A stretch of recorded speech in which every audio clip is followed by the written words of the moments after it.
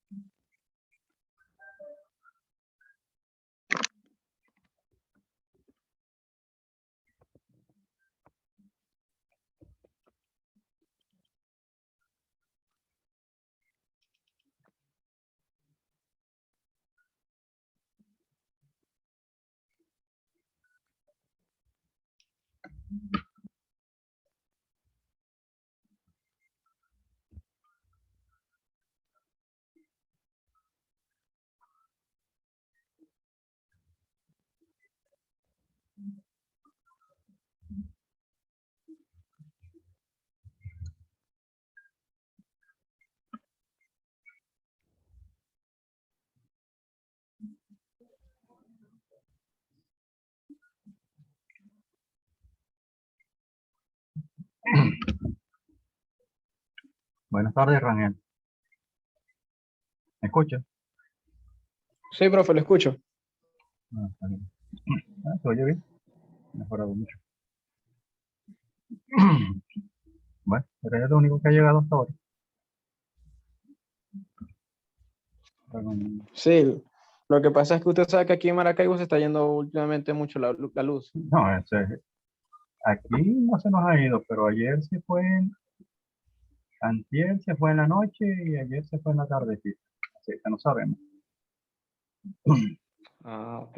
Y a nosotros no nos tenemos tiempo que no nos afectaba así, pero ya llevamos, creo, 2 días.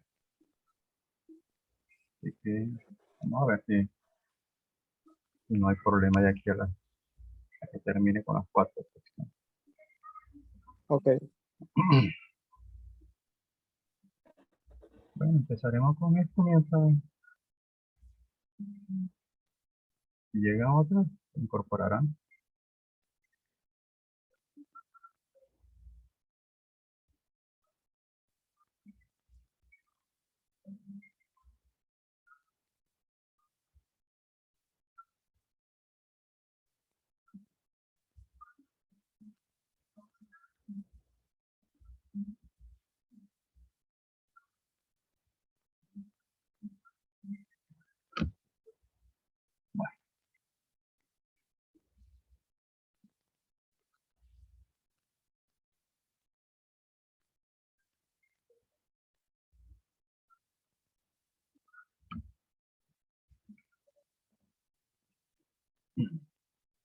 Bueno, la intención esta tarde era que habláramos un poquito sobre los principios de lo que son las pruebas de presión. La materia como tal tiene que ver con la presión, con la prueba de presión de pozos. También es parte de lo que se llama well test, pruebas de pozos, pero entre las cuales la presión, las pruebas de pozos te incluyen en la parte de perfilaje, te incluyen en la parte de pruebas de producción, que básicamente te miden parámetros más o menos estáticos y la prueba de perfilaje te mide parámetros estáticos del yacimiento, porosidad, permeabilidad, viscosidad, Shale, los análisis de fluidos, que también es parte de los que se llaman pruebas de pozos, te dan análisis de viscosidades, propiedades petrofísicas, termodinámicas. La prueba de presión es una forma de evaluación que no solamente tiene que ver con la presión de yacimiento, sino también tiene que ver con cómo varía la presión mientras ocurre flujo de fluidos en el medio poroso. Conociendo eso, se pueden, esos cambios de, esos pequeños cambios que ocurren en la presión mientras se mueve en el medio poroso y que son causadas por factores como por lo menos la presencia de fracturas, cambios litológicos, cambios en la porosidad, cambios en la permeabilidad. Todo eso lo puede sentir una prueba de presión. Claro está, eso es también cuestión de modelaje a nivel de laboratorio y análisis de muchos años para poder hacer su interpretación, igual que ha pasado con la parte de perfilaje, por lo menos. Perfilaje se permite ver tipos de rocas, porosidades, saturaciones, pero ¿a partir de qué? Tratar de relacionar lo que se veía en el núcleo con lo que se veía en el registro. Y de esa forma tú creas las relaciones para derivar de los registros las propiedades petrofísicas de la formación. Básicamente relacionando el núcleo con el caso de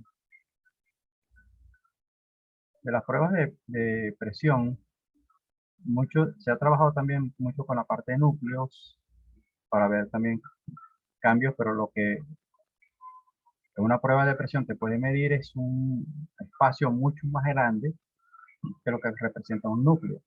El perfil básicamente te mide el mismo espacio que representa el núcleo, pero una prueba de presión te ve mucho más. Te puede ver, mientras que un perfil te puede ver que 2-3 pies alrededor del pozo, una prueba de presión te puede llegar a medir hasta 100 pies o más, mucho más, alrededor del pozo. Entonces llega hasta sitios donde los perfiles no llegan. Pero claro está, no me va a dar porosidad ni me va a dar permeabilidad. Pero me puede dar unas variables que se llaman capacidad de almacenamiento, que es el producto de la porosidad por la compresibilidad dividido entre la viscosidad. Ese parámetro se puede derivar de una prueba de presión. De los núcleos yo puedo obtener la permeabilidad. Del registro yo puedo derivar también permeabilidad absoluta a través de ecuaciones que se derivaron relacionando lo que decían los registros de lo que se veía en núcleo. Pero la prueba de presión me pueden dar permeabilidad, pero permeabilidad efectiva. Es decir, la permeabilidad que tiene la formación para permitir el paso de petróleo. Yo del registro y yo de núcleo, yo que derivo son permeabilidades absolutas. A través de análisis, pruebas de laboratorio, yo puedo determinar permeabilidades efectivas y permeabilidades relativas. Pero las pruebas de presión me pueden dar permeabilidad efectiva al flujo que está ocurriendo mientras la prueba de presión se esté realizando. La primera presentación hablábamos que las pruebas de presión básicamente son una medición de los cambios que ocurren en la presión como resultado de un cambio en la tasa de flujo. Esto es, yo debo tener en el yacimiento una condición de flujo constante, teóricamente, y si yo altero esa condición de flujo y yo observo cómo ese cambio me afecta, me provoca cambios en la presión, el cambio varíe mucho, los cambios de la presión cambien mucho, muy rápido, significa que tengo buenas propiedades petrofísicas, que cambien muy lento, significa que tengo malas propiedades petrofísicas, posiblemente para los efectos de yacimiento. Entonces, este tipo de relaciones son de las cosas que se ven a través de una prueba de presión. La inclinación, el grado de inclinación de una recta, todo eso o los cambios que puedan ocurrir en el comportamiento de los datos, todo eso se puede relacionar con ciertas características de yacimiento, como la presencia de fracturas, como la presencia de daño.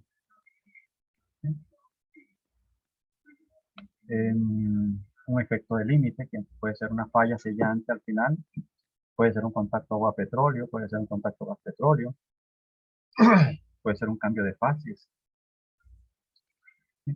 Todo eso se puede inferir de una prueba de presión, la que llaman prueba de presión de transitorios de presión o de transiente. Yo mencioné que había dos tipos de pruebas, las pruebas de simplemente medición de presión, un valor de presión para el yacimiento, que son las llamadas pruebas estáticas. Y hay las pruebas transientes, que no solamente me permiten determinar presión de yacimiento, sino también a través del registro de los cambios de la presión con tiempo, identificar algunos parámetros de yacimiento. Entonces, ¿qué puedo hacer con una prueba de presión? Puedo describir un yacimiento a través de la presión. Yo conozco la presión inicial, puedo conocer la presión en diferentes pozos y puedo tener una idea de cómo es la distribución de presión en el yacimiento. Aparte de eso, como te digo,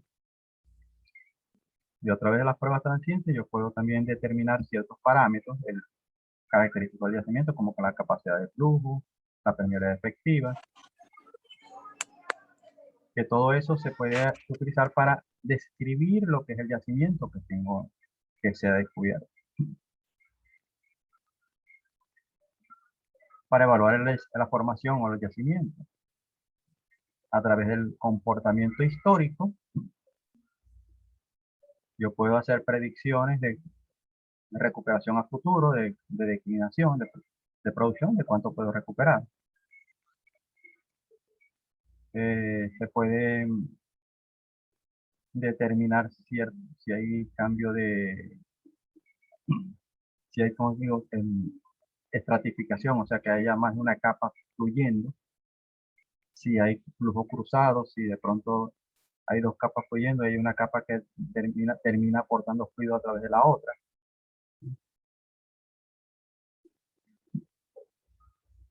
Y por último, también se puede hacer control de yacimiento. Yo puedo controlar presiones a través de la presión de yacimiento. Yo puedo determinar si un proyecto me está dando el rendimiento que estoy esperando. Puedo, tras el monitoreo de presión, puedo determinar cuánto es el grado del agotamiento. O sea, cuántos barriles puedo recuperar yo por cada 100 libras de presión o por cada 1000 libras de presión que caiga la presión de yacimiento. Hacer estimados de recuperación de reservas.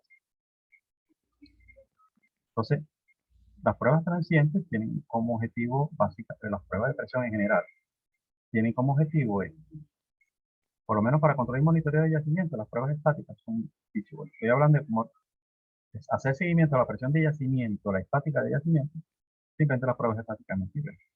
Pero la parte de evaluación, descripción y inclusive monitoreo de algunos parámetros, por lo menos la existencia de daño, el efecto de una estimulación, para eso me sirven las pruebas transientes.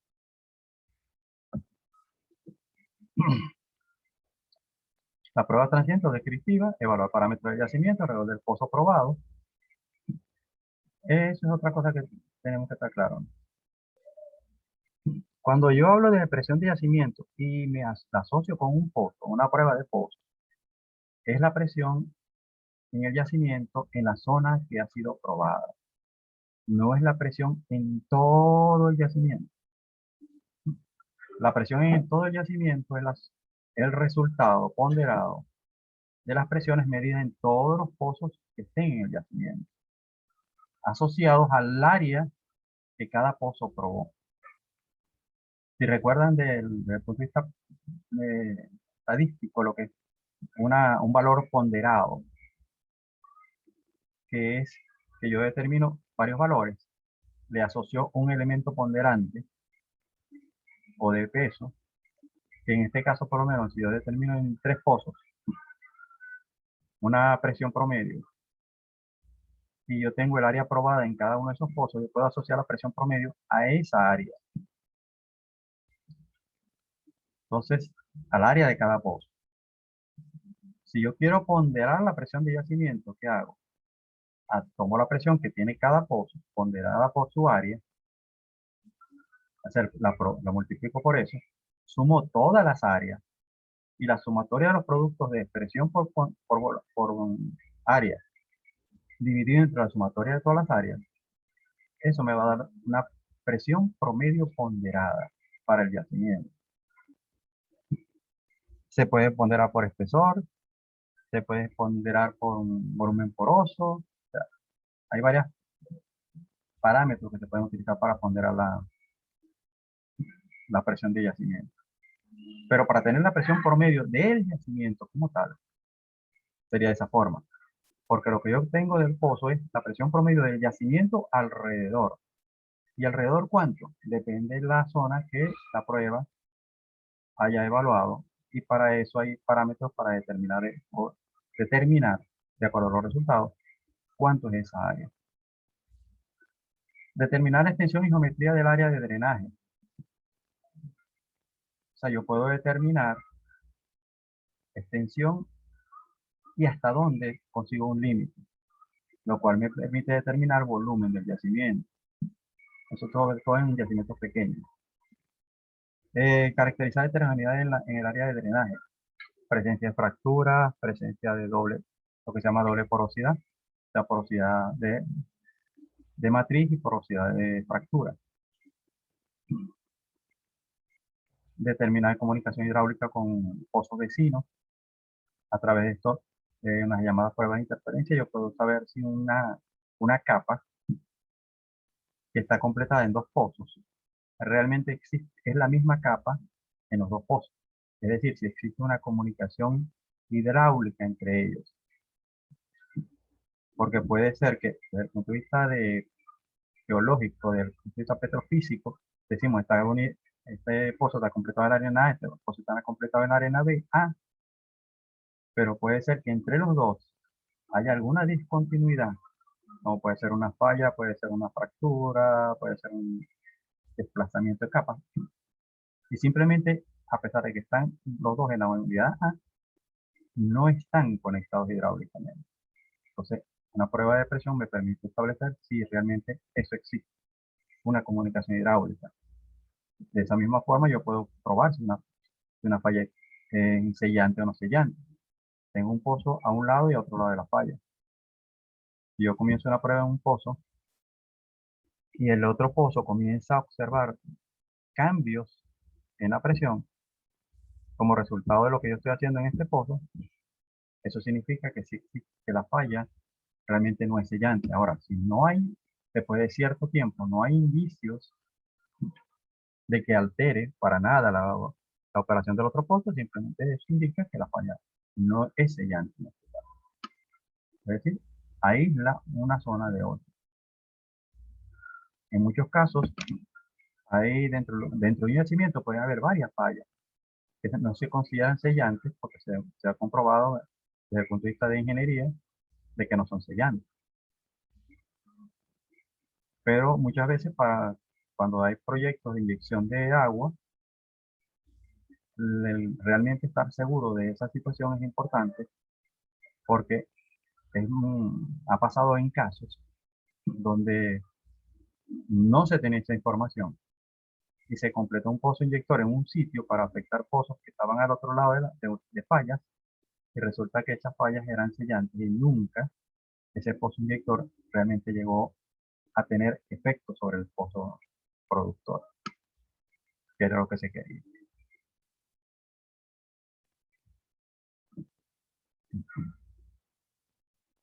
¿Cómo se pueden medir las presiones?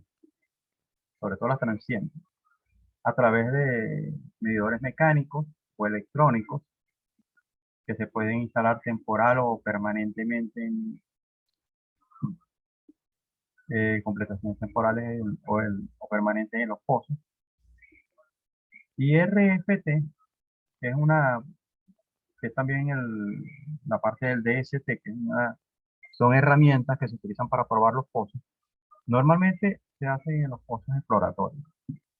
Y ahí determinan las condiciones iniciales, tanto la presión estática, como pueden determinar parámetros de yacimiento. Los mismos que ya he mencionado, permeabilidad efectiva. Claro está, son pruebas muy cortas y el área afectada es relativamente pequeña. Ya un pozo productor, el área afectada puede llegar a ser hasta de varias decenas de metros alrededor del pozo. Más de 100 metros, 200 pies en algunos casos. Entonces, normalmente cuando se habla de mecánicos o electrónicos temporales, simplemente es un elemento que se baja al pozo con una guaya o con tubería. Se baja hasta una posición en el pozo y estando ya en esa posición, se hace el cambio de tasa de flujo del pozo y se comienza a registrar los cambios de presión. Un elemento de esto puede estar instalado en la tubería y con fibra óptica puede ser la información llevada a superficie y en tiempo real se puede estar registrando continuamente la presión. Y se pueden hacer pruebas de presión también. Y el RPT también es una herramienta como esta que se pudiera decir que se baja con wire al pozo.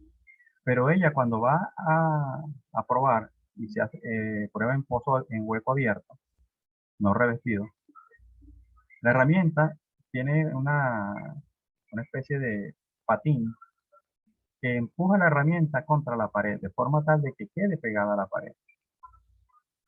Y pegada a la pared es como ella va a tomar todos los datos de presión.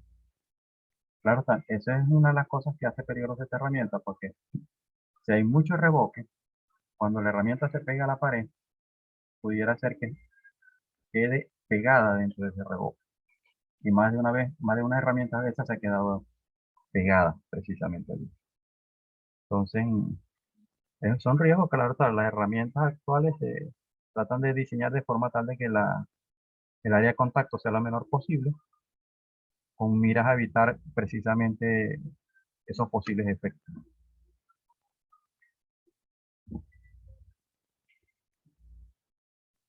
Entonces, una prueba de presión transiente lo que mide son cambios en la respuesta de presión. Respuesta es, ¿cómo cambia? Fíjense, en este caso por lo menos hay un pozo que inicia una prueba de presión. Se ocurre un cambio de flujo y tal, y comienza la prueba de presión.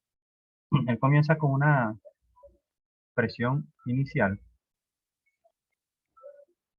que es la máxima, pero después de un tiempo tal, tú ves que la línea horizontal superior ya no llega hasta el final, sino que simplemente se inclina y cae. Y así sucesivamente. ¿Qué pasa? ¿Qué me indica esto? Que con el tiempo la presión va disminuyendo. En cero, ¿dónde estoy hablando? Del pozo que estoy probando. Entonces, cuando yo hago ese cambio en este caso, estoy hablando de poner a producir el pozo. La presión tiende a bajar con tiempo. Ahora, ¿qué pasa si un pozo está produciendo y lo cierro? Ocurre lo contrario. Ahora el tiempo 1 es el tiempo que está más, el tiempo 7. Porque esa es la condición que tengo cuando el pozo estaba produciendo. Y en la medida que transcurre el tiempo, ahora va en sentido contrario, resulta que la presión comienza a aumentar. Eso es lo que se llama una prueba de restauración. El primer caso, cuando el pozo está cerrado, la presión está al máximo y comienza a producir, y en el tiempo la presión tiende a bajar, estamos hablando de una prueba drawdown. Es una prueba de producción. Entonces la prueba de build-up, la prueba de restauración, la prueba de drawdown es la llamada prueba de arrastre o prueba de abatimiento en la parte de inyección. son los dos tipos básicos de pruebas de presión. Se conocen en la literatura, vas a conseguir por lo menos 10, 15 nombres diferentes para las pruebas de presión. Vas a conseguir la build-up, la drawdown, inyección, abatimiento, pulso, interferencia, eh, isocoronales modificadas. Básicamente, todo consiste en aumentar la tasa de producción o bajar la tasa de producción. O sea que básicamente es una prueba de drawdown, una prueba de build-up. Pero dependiendo del objetivo o lo que se quiera ver, una prueba de pulso significa, no es que haga un cambio de una tasa de producción, sino que cambie una tasa de producción y después de cierto tiempo cambie otra tasa de producción y después de otro tiempo cambio nuevamente la tasa de producción. Eso lo que genera son pulsos, también llamadas son pruebas multitasa o pruebas de pulso. Cada cambio de presión lo que provoca es un cambio adicional en las condiciones de presión en el yacimiento. Y ese tipo de pruebas me permite crear una visión más extendida de lo que es el yacimiento y cómo varía con los cambios en la tasa de presión. En este caso, por lo menos para estas condiciones, lo que se muestra en gráfica, la condición inicial es P igual a P swing. La externa es un yacimiento infinito. Y la condición interna de flujo es, hay una tasa de flujo constante. Es decir, yo aumento mi tasa de flujo y voy a mantenerlo constante. Eso es una condición ideal. Pero constante no es que se mantenga todo el tiempo igual. Constante es que pueda tener pequeñas variaciones, pero en el tiempo, estadísticamente, se mantenga en un rango estable. Nuevamente cae la parte estadística. Yo le mencioné que hay términos estadísticos que tienen mucho que ver con lo que nosotros vamos a trabajar.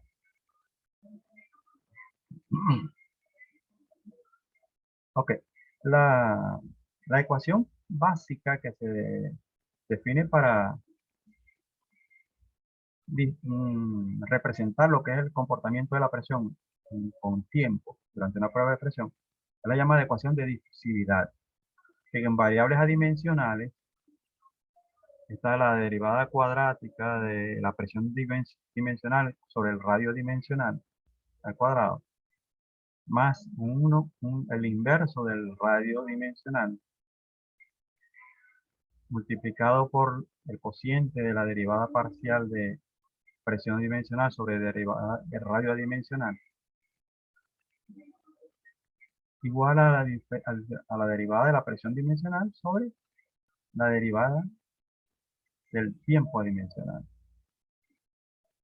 La variable adimensional, PD, se puede representar por esa ecuación que está allí en parámetros dimensionales. K en milidarcy, H en pies, delta P en LPC, Q en barriles por día, VO en barriles de yacimiento sobre barriles normales y μ en viscosidad. TD, tiempo dimensional, K en permeabilidad, en milidarcy, T en horas, tiempo, porosidad en adimensional, fracción, μ, viscosidad centipoise, CT, compresibilidad total de la roca, en LPC a la -1, y RW, radio del pozo probado, al cuadrado. Y RD es igual a R, y R que es la distancia a la cual se quiere investigar, dividido entre RW. ¿Y RW qué es? Es el radio del pozo que está en prueba.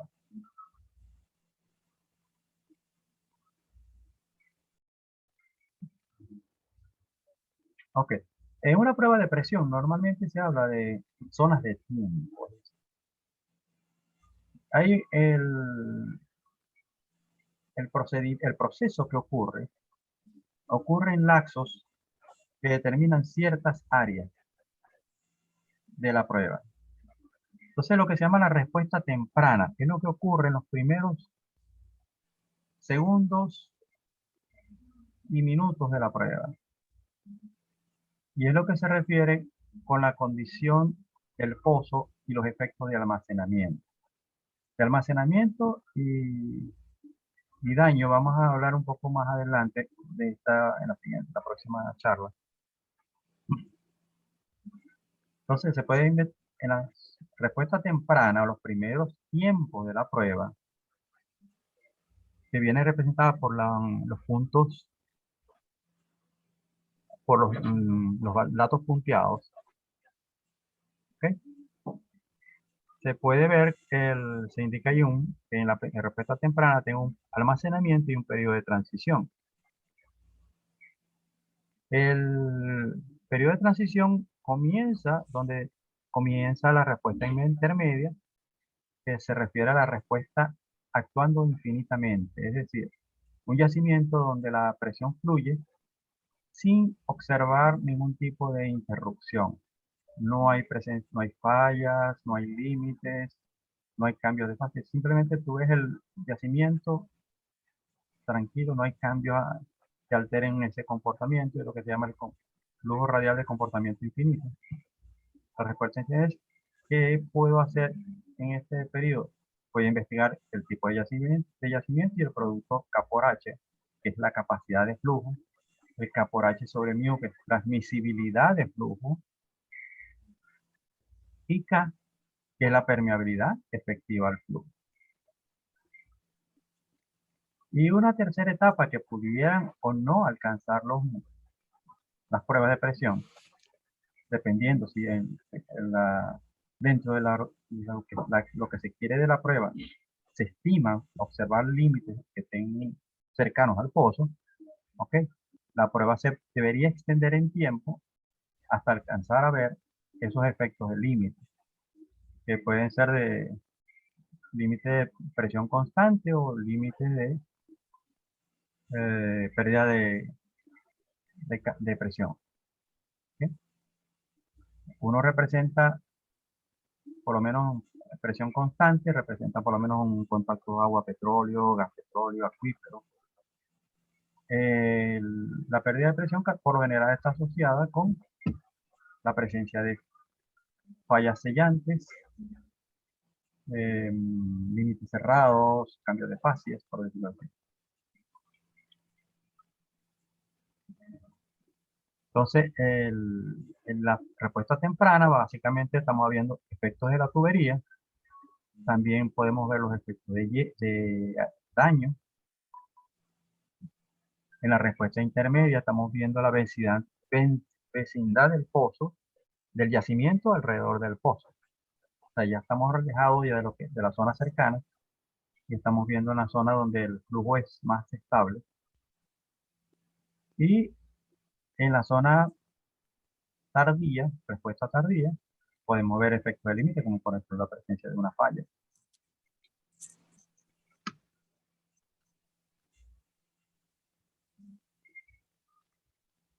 Ok, en esta, en esta gráfica ustedes observan también una recta que está trazada con trazos discontinuos.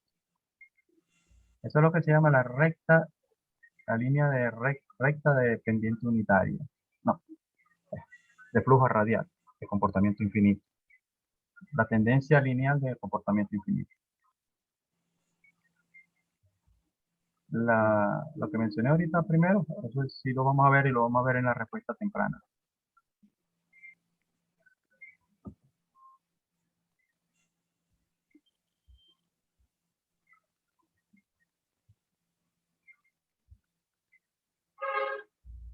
Aquí podemos ver algunas de las cosas que se pueden analizar en cada periodo.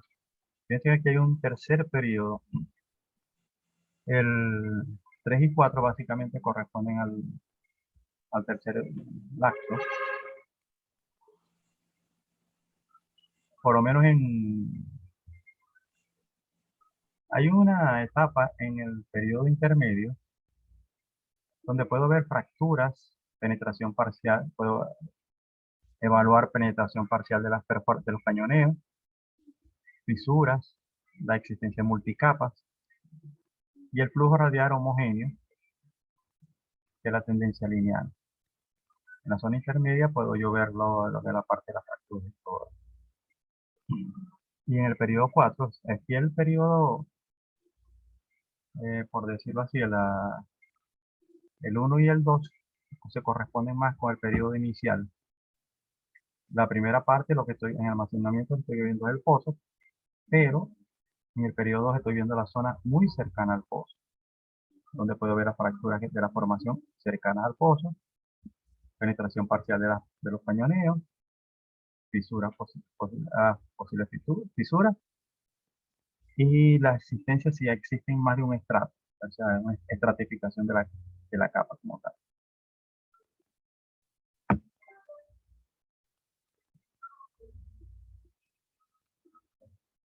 Para un diseño de prueba de presión, ¿qué tengo que tomar en cuenta? Variables claves como la respuesta de presión, se compone de diferentes elementos. Tengo que saber si va a haber efecto de almacenamiento, cuáles son las expectativas con la transmisibilidad, o sea, la respuesta va a ser rápida, la respuesta va a ser lenta.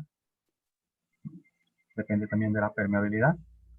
Con eso hay que fijar, una vez en función de esa variable, que definir qué tiempo se necesita para poder cubrir todo el espectro de posibles variables a determinar.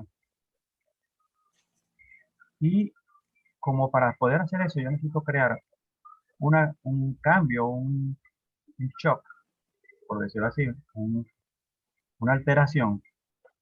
La alteración viene dada por la tasa de flujo. Entonces, en función de ese tiempo y las características del yacimiento, hay que ver qué tasa de flujo habría que tener. De 0 a cuánto debo subirla, o de qué valor a qué valor debo bajarla, para crear el disturbio que me va a permitir hacer la evaluación.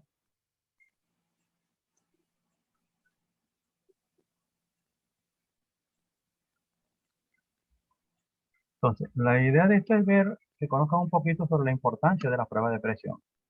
Ahora, sobre todo las transientes.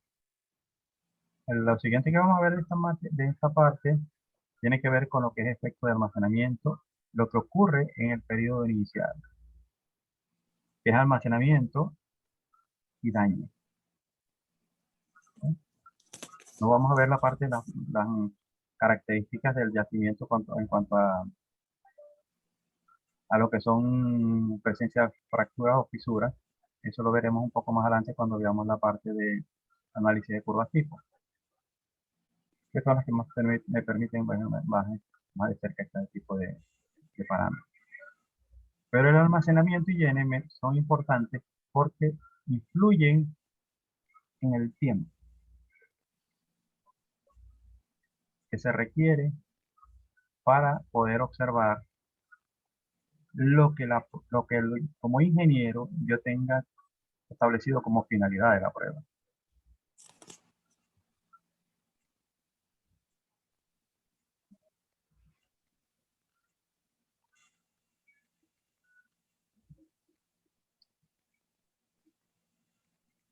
Bueno, si tienen alguna pregunta o algún comentario que hacer. Sí, profesor. ¿Es la primera clase que da por Zoom o ya ha dado otra clase? No, digo una, o sea, yo en el blog de WhatsApp, yo coloqué lo que fue la presentación. O sea, no Ah, ok. tengo pendiente, porque tengo que subir a Zoom la reunión como tal. Tengo que grabar en la plataforma la reunión. Esta, desde el punto de vista de contenido, es la tercera. La reunión que tenemos de yacimientos 2 específicamente. O sea, de yacimientos 2 y 3 por lo menos hay 3 reuniones. Tengo que subir las 2 primeras, no he subido bueno, las 3 tengo que subir. Y tratar de hacer este fin de semana.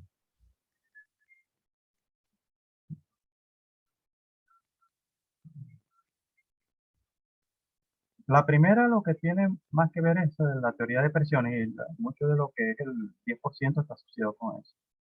Y aplicaciones de presiones hidrostáticas.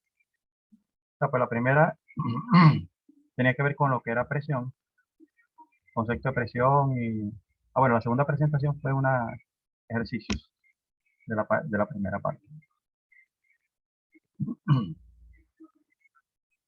Esas 2 presentaciones están en el grupo WhatsApp.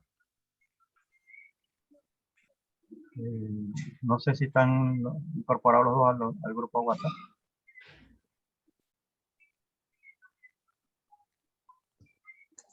Profe, Dígame. yo tenía una duda acerca de la última pregunta de la teoría de cómo la verticalidad de un pozo influye en la medición de la presión de yacimiento.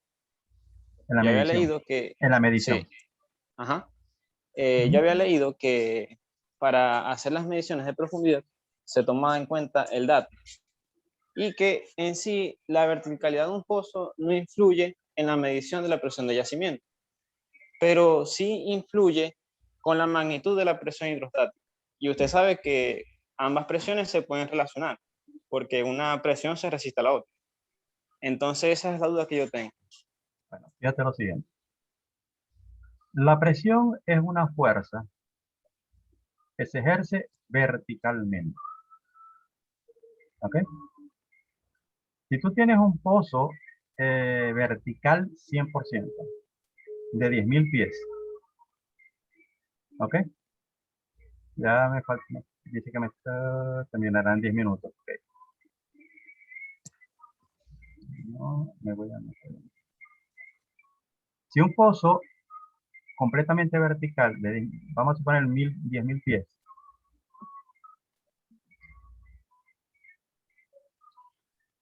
de 10.000 pies, me da una presión de 5.000 libras. O sea, la presión en el fondo son 5.000 libras. Y tengo un pozo que es parcialmente inclinado y tiene una profundidad final de 10.000 pies. Pero que si yo convierto esa profundidad final en profundidad vertical, resulta que son 8.000 pies. La presión, si es el mismo yacimiento, medida en los dos pozos, no sería la misma. Porque en la proyección vertical del segundo pozo está por encima. O sea, uno pudiera estar midiéndola en el tope y el otro pudiera estar midiéndola en la base. ¿Pueden ser diferentes a pesar de ser la misma presión de yacimiento? Sí. ¿Por qué? Porque la presión al datum es la presión en la parte media del yacimiento. Entonces, los puntos del yacimiento por encima del datum normalmente van a tener presiones más altas, los que están por debajo, más bajas, los que están por debajo tienen presiones más altas. Porque están asociados a un gradiente de presión, que lo representan los fluidos. Ok. Entonces, el caso, la pregunta tiene que ver para que ustedes vean que si los dos pozos, te dije el caso de que no fueran igual, pero si el segundo pozo termina que su profundidad total medida, vamos a suponer que sea 12.000 pies, pero su proyección vertical son 10.000 pies, los dos tienen la misma presión. Yo bajo una herramienta al fondo del pozo 1 y al fondo del pozo 2 voy a medir los dos, la misma presión, a pesar de que uno teóricamente tiene 2.000 pies más, ¿ok? De longitud medida. Pero la proyección vertical son 10.000, los dos tienen 10.000 pies de profundidad vertical. Entonces, ahí, ¿cómo la verticalidad influye? Por eso. la profundidad o la presión está asociada con la profundidad o la proyección vertical de la superficie en el fondo. ¿Qué pasa con un pozo que esté desplazado? Significa que el cabezal de la superficie puede ser el mismo, pero para los efectos de la presión, cuando tú te bajas con el segundo pozo, tú tienes que desplazarte para que esa posición quede exactamente en el punto final del pozo. Y ahí vas a tener 10.000 pies de profundidad vertical.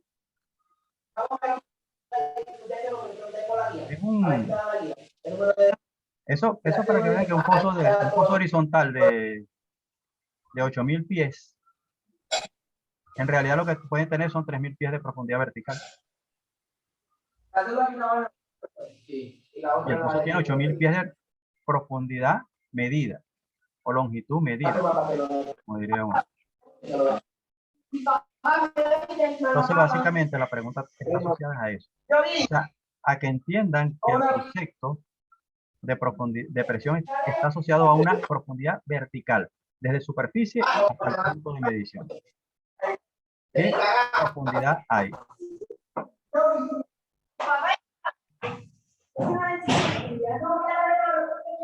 De cualquier manera,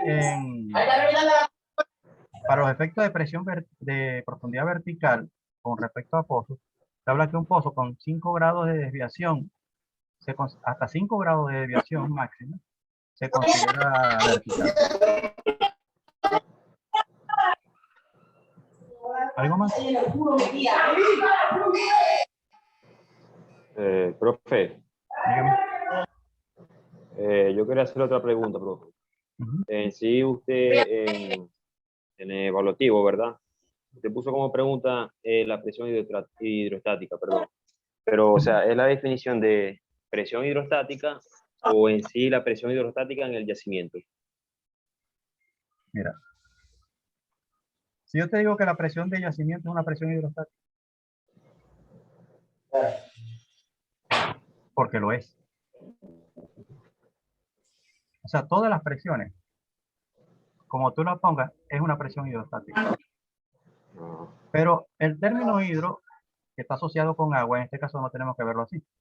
Cuando tú hablas de presión de sobrecarga, ¿de qué estás hablando?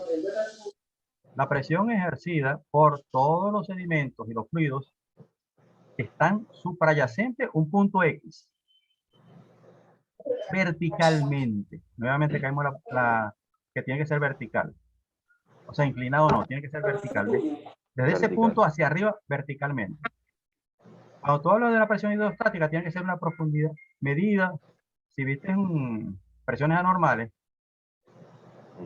sabes que cuando vas a determinar la presión de fondo, tienes que tener en cuenta la profundidad vertical. Todo lo que tenga que ver con presiones, tú tienes que trabajar con profundidades verticales. No la puedes relacionar con profundidades horizontales, ni inclinadas, ni nada de eso. Tiene que ser con profundidades verticales. Porque te digo, la presión tú la mides es verticalmente. Ok. Entonces, ¿qué sucede? Cuando yo hablo de una presión de yacimiento, ¿qué es? Hay algunas que hablan de que es el peso de una columna de agua, del agua de formación. Pero si estuviera hablando de una formación acuífera, sí. Pero si yo hablo de un yacimiento, es igual a la presión hidrostática de una columna de los fluidos del yacimiento desde el fondo hasta superficie. ¿Qué pasa si... ¿Pero qué necesito yo para poder determinar cuál es esa profundidad? Puede ser esa la profundidad a la cual yo tengo registrado el yacimiento. Pudiera ser, pudiera no ser. Vuelta con perforación y las presiones anormales y normales. Una presión normal es la presión de una columna de agua equivalente. ¿Okay? Perfecto. Una normal es una presión de agua salada, mucho más pesada. Entonces, ¿qué pasa si yo tengo un yacimiento que tiene 3.000 libras? Y en la densidad, vamos a suponer la densidad de fluido es 0.3. ¿Ok? Si yo calculo con eso, yo puedo calcular el gradiente de eso y tengo 3000 libras. Si yo divido la presión entre el gradiente, me da la profundidad de la columna. La presión hidrostática, ¿a qué es igual? A la constante por la densidad del fluido, gradiente, multiplicado por la profundidad. ¿Cierto? ¿Cierto? ¿Cierto? Este es el concepto, ¿no? Una presión hidrostática. La constante por la densidad por la profundidad. La constante Sí, claro. por la densidad es gradiente. ¿Okay? Si yo quiero saber altura, ¿cómo determino? Divido presión entre gradiente. Si tengo la presión de yacimiento y tengo el gradiente del fluido del yacimiento, yo puedo determinar cuál es la altura de la columna equivalente para ese yacimiento de la presión que tiene. Y puede ser mayor que la profundidad. Puede ser menor también. Ahora, ¿qué pasaría si es mayor que la profundidad a la cual está el yacimiento? Significa que tiene más energía que la necesaria para levantarse hasta superficie y puede sobrepasar la superficie. Significa que el pozo puede fluir naturalmente. ¿Qué pasa si la presión o la altura es menor que la profundidad a la cual está el yacimiento? Significa que no tiene suficiente presión para llegar hasta la superficie. Significa que el pozo no va a fluir naturalmente. El flujo natural es un método de producción de los pozos. Normalmente, si un pozo tú lo perforas, lo completas,